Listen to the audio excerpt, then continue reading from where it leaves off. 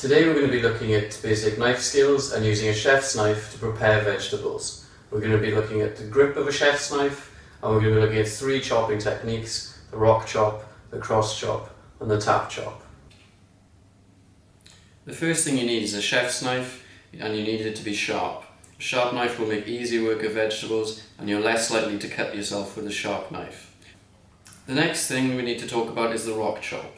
The rock chop gets its name because you rock down and cut the vegetable with this part of the blade.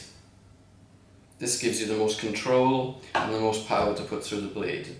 Problem is when people start using the rock chop is that they start sliding or they start doing a tap chop. You want to start your blade sliding through and then come down with the rock chop. To practice we need a vegetable, and I'm going to be using celery. Because of its shape it stays steady on the board and it doesn't move, and because of its length it means you can get multiple chops in to see how you're progressing. So to begin with, just take one hand and hold the celery at the opposite end and start chopping with the rock chop.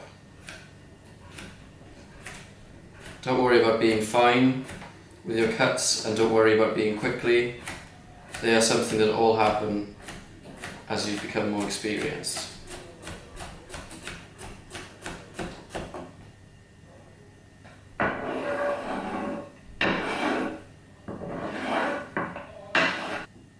If you want to be able to chop things finely, you need to use something called the guard.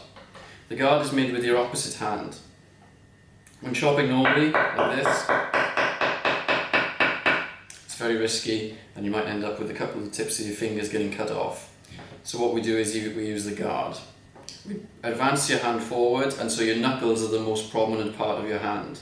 When doing this, as long as the blade doesn't become above the level of the knuckle, then you're not going to chop your finger.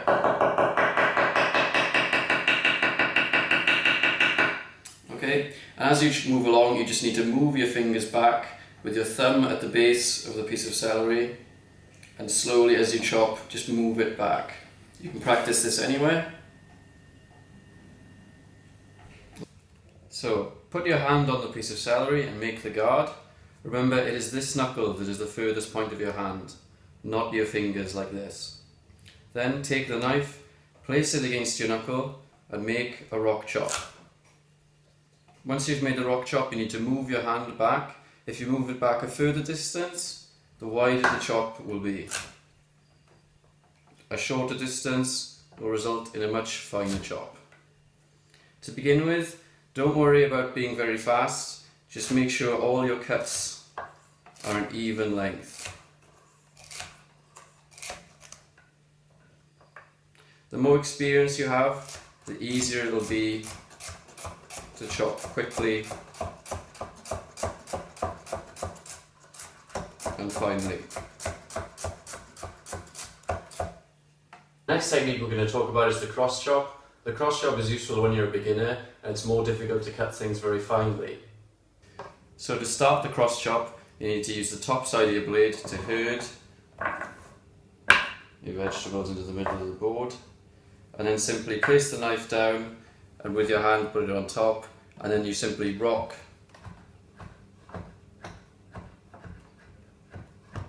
but you move your knife across the board like so.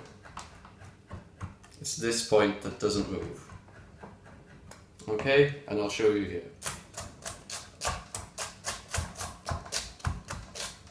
And when things get further away, herd them back in and go over again.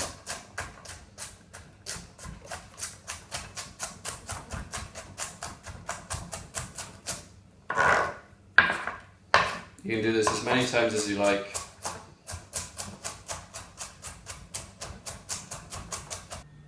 The last technique we're going to be looking at is the tap chop. The tap chop is very fast and you can use it to show off to your friends.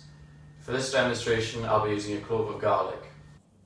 A technique that I find makes peeling garlic easier, and that's to put your blade in it, then with the palm of your hand crush it, then take the root side off, and this should make it easier to peel.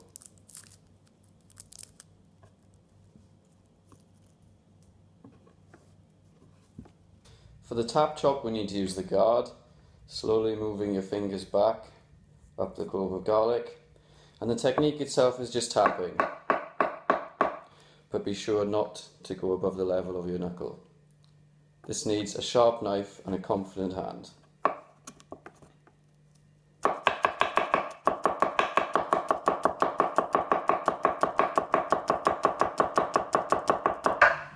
I know, right?